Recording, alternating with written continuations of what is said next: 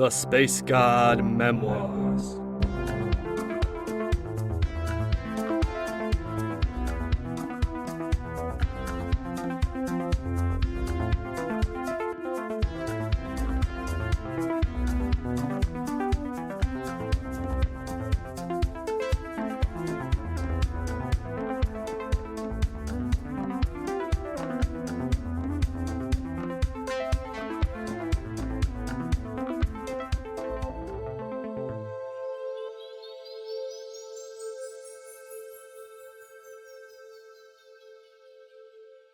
Season 3, Episode 13.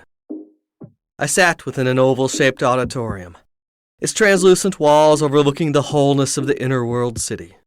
Seated in one of the rear benches, I observed, along with around 30 other Nayar, as Overseer Dryafar talked at a raised podium. I watched him briefly. The Overseer was a wisp of a being, round of head, his 3 purple eyes scanning the audience as he spoke, occasionally gesturing to a holographic screen behind him that displayed numerous changing charts, diagrams, and symbols. The talk was unimportant, at least to me. A discussion on administration and optimal Atratech tuning. It wasn't the type of meeting I'd normally be invited to, but thanks to my stealth mind, I was able to sit unobtrusively in the back row and just observe. It was boring as a Rushah's backside. And the truth was, I wasn't really here to watch Dryafar. Despite Suvar's words, I didn't really believe the Overseer had much to do with anything nefarious. Oh sure, he had access to all the classified data on the off-stream. But while the off-stream was a weird, creepy secret, Zirathra had told me it was official, and probably had little to do with the missing Atra. Suvar and Ninda expected me to be here, per their suggestion, investigating Dryafar. So I figured I'd humor them, while I got some of my real work done, which happened to be spying on them. My thoughts still firmly in sneaky mode, I closed my eyes and drifted into the other point of view, my link to Suvar. Soon I could see as if I were perched atop his shoulders, looking at a silver wall covered in circuits and receptors. His arm would raise occasionally, and I could feel tendrils of his thoughts reaching out, manipulating the various sensors with his mind. He was at work. I spent some minutes just familiarizing myself with the situation, the sensation of being attached to someone else's body, with access to their thoughts. I could feel his breaths, feel his muscles and the prickle of his hairs, the saliva on the back of his throat, just like I could with my own body. Could I control it? Like I had that little spherical being? Maybe.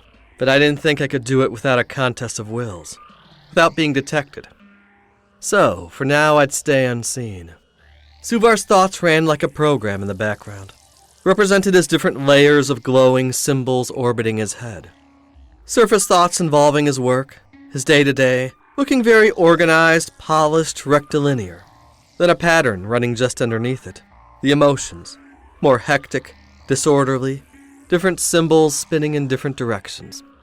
I wasn't fully trained in reading all that, but he looked confused, worried, stressed. I guess that made sense given the scragged circumstances we were all dealing with. What about Ninda? Those two had a pretty active mind link going. Something so deep they used it to bolster each other's powers. Kind of like what me and Z had temporarily done on Gaxnal 4. I could see her connection to Suvar as a stream of pink-red ribbons, surging with energy. I approached it. Maybe I could glean some info on her too. But the moment I mentally approached, the ribbons wound together, forming a tight-knit wall to ward me off. Ninda had protections up. Just observing them, I could tell they were strong ones, like the anti-telepathy wards someone like Zirathra would be able to create. I also knew that if I tried getting in, I'd probably be detected. I wondered how a rank 1 could do that. But back to Suvar. He wasn't nearly as guarded. I drew inward, my psyche descending into his consciousness through the layers of orbiting symbols. I kept my stealth mind in full gear as I drifted through his surface thoughts, careful to avoid the probing mental patterns that were on patrol. When I reached his emotional field, it felt all prickly, agitated, filled with confusion and angst. What was Suvar so freaked out about? I sunk lower, into his deeper mind. appearing before me as a glowing ball of multicolored light. Words filled my auditory sense, distant and jumbled together, mostly in Suvar's own voice, though occasionally I recognized Ninda's, Tabalnak's, and others. I swam through that ocean of scattered thoughts, avoiding them and surging forward. Ahead lay a pulsing, deep purple field that I could sense was connected to his core memories. Yeah, that would do. In seconds, I was diving into it. I beheld his youth, standing beneath the enormous branches of the home tree Uchamarso, whose boughs sheltered the entire country of Parichi. I watched, smelling the sweet scent of the great tree's flowers, as Suvar tended to it, along with his childhood friend Ninda, living a peaceful life, but dreaming of a greater world beyond their valley. I watched the moments flash by in rapid succession, as the two lived, grew up, and ultimately came to love one another, often nuzzling their noses together, while nestled between the home tree's enormous roots. It reminded me a bit of me and Rayleigh, a couple of kids finding each other while growing up in an isolated, nice place. They'd taken it in a different direction, but I could relate. Nothing scummy or underhanded about any of that. But of course, sweet peace and love would not be their fates. I saw the skies grow red, the leaves of the home tree beginning to dry up, its flowers wilting. One day a great winged lizard swooped down from its perch high atop the tree, burning their village with its flames. Suvar and Ninda were taken in and trained by Tabalnak, who played the role of a wise old wizard.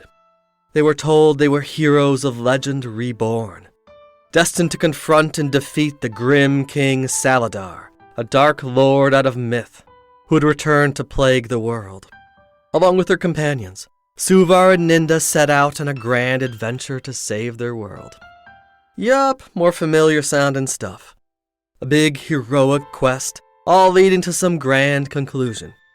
Tabalnak had presented himself as a wise outsider, a mentor. It brought to mind how Z had found me on Aruvis, incognito, just as he was on Garub. Finally, Suvar and Ninda arrived at the terminus of their quest. All their companions had fallen, sacrificing themselves so they could be here. It was just the two Parichi, alone against the grim king and his great dragon. The beast roared and breathed its flames, but together they formed a shield of energy, protecting themselves. As one of Ninda's blasts took down the last of the grim king's warriors, Suvar gazed at the huge-scaled monstrosity and entered its mind. I could sense what he sensed there. Something strong and primal, yes, but also incredibly simple and entirely artificial, like a machine. With a flick of his thoughts, Suvar shut down the dragon, and it fell limply to the ground. He opened his eyes in time to see the grim King Saladar pulling back the string on his bow. Before Suvar could react, the snake-headed man shot one black arrow straight into Ninda's heart. She yelped and collapsed. As he knelt over her body, he saw the poison spreading from her heart in veins of black. It was too late to save her. Tears were forming in his eyes. Ninda looked up one last time. "This is not the end," she gasped. "We will meet again, love." Then she died. Suvar stood up, tears now pouring from his eyes, the energy around him swirling with emotions. He looked at the grim King Saladar, who was knocking another arrow into his twisted bow. Saladar's eyes were aglow with immense power, an aura of twisting tendrils spinning around him. But to Suvar, it was all nothing. Ninda was gone. His friends were gone too. It was just him against this monster of legend. But all around him, Suvar could feel his friends, their power, their essence, their Atra. He called upon them, drew their energies into himself. He absorbed them all, feeling them merge with his own, swirling with all the fear and anger and loss of the last day. He let it go. It all surged through him, erupting in a wave of exalted power. The grim king fired his arrow. It shattered as it struck Suvar's wave, which continued uninterrupted until it washed over the serpentine overlord and turned his flesh to dust. leaving only a thin metal skeleton, which clattered to the ground. A bright light shone from the doorway behind Suvar. He turned around and there stood Tabalnak, the sage's body aglow with an aura of light. "It is over," proclaimed Tabalnak, his voice resonant. "The trials of ascension are concluded. You have passed. Welcome to the Nayar Harmonium, to the ranks of those you have called gods." The radiant wizard held out his hand. Suvar's gaze went from Tabalnak to the mechanical skeleton of Saladar and back. It had all been fake.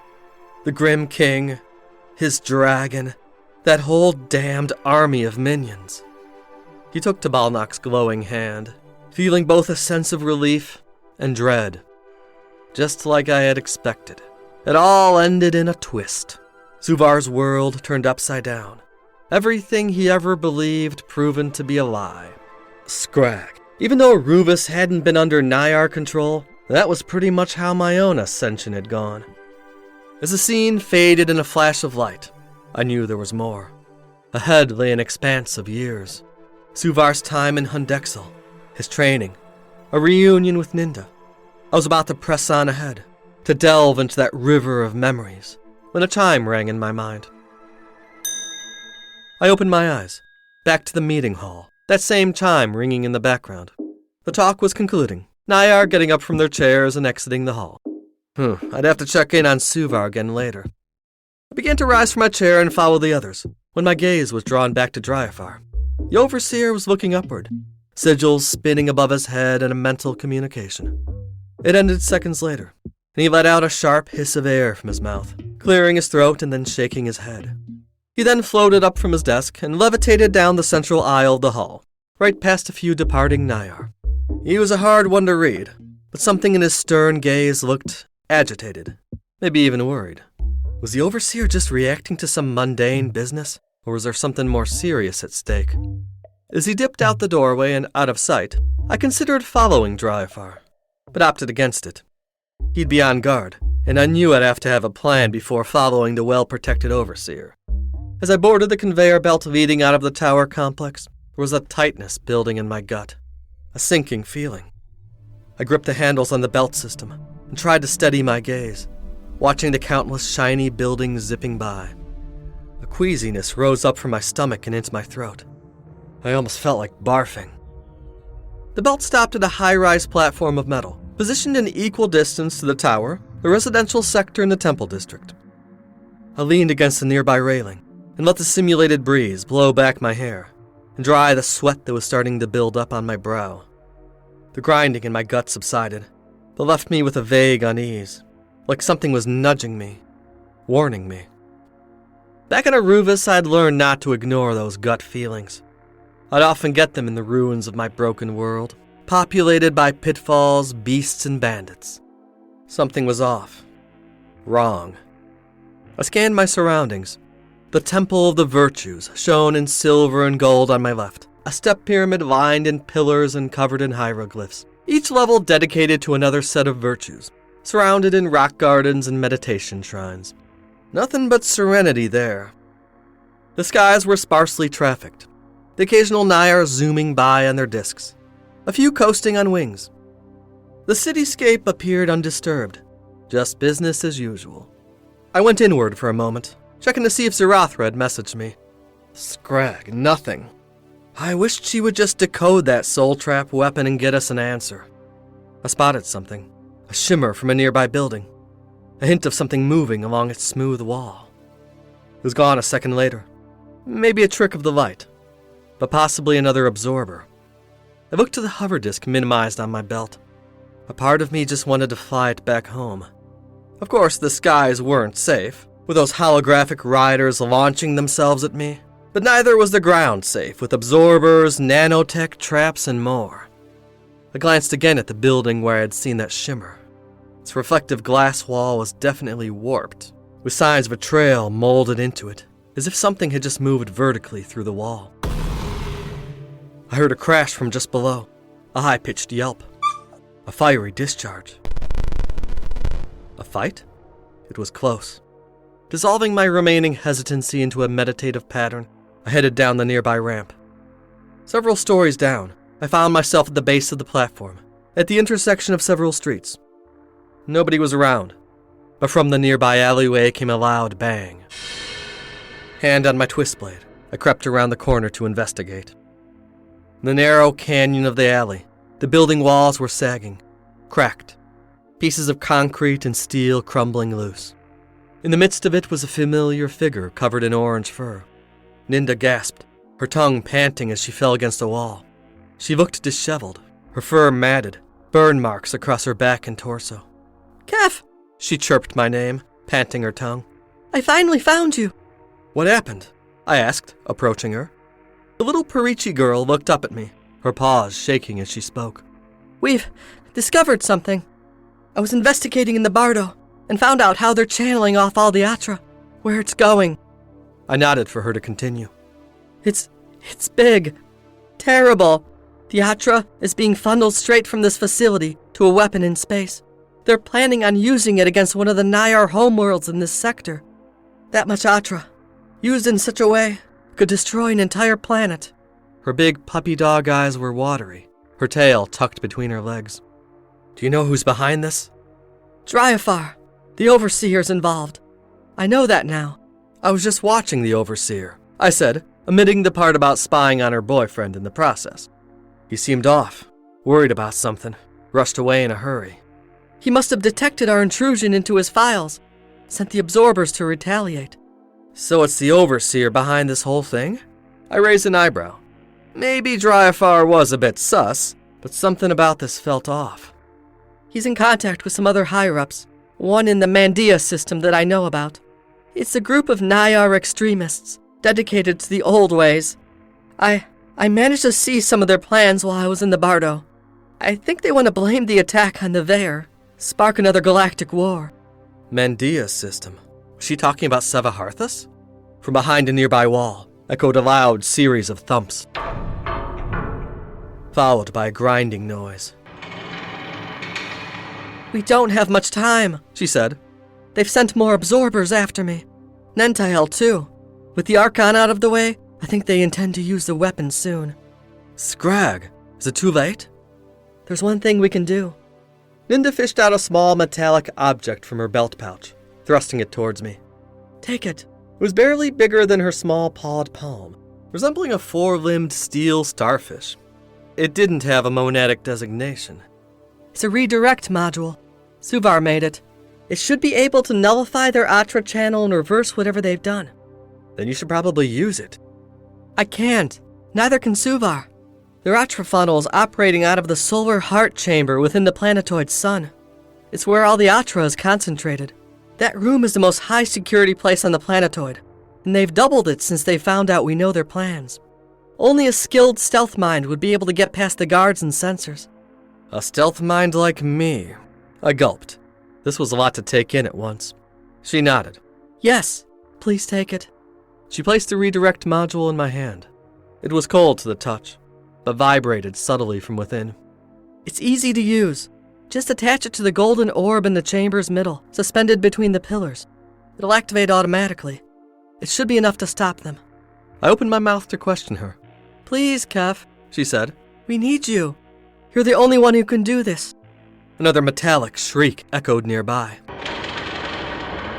I have to go," Ninda said, turning from me and sprinting down the length of the alleyway until she vanished around a corner. I examined the device in my hand one more time, letting out a sigh. This was pretty scragged. The sound of what I assumed to be more absorbers echoed down the alleyway. Getting closer. Placing the starfish-shaped gadget in my belt pouch, I made haste in the opposite direction Ninda had gone.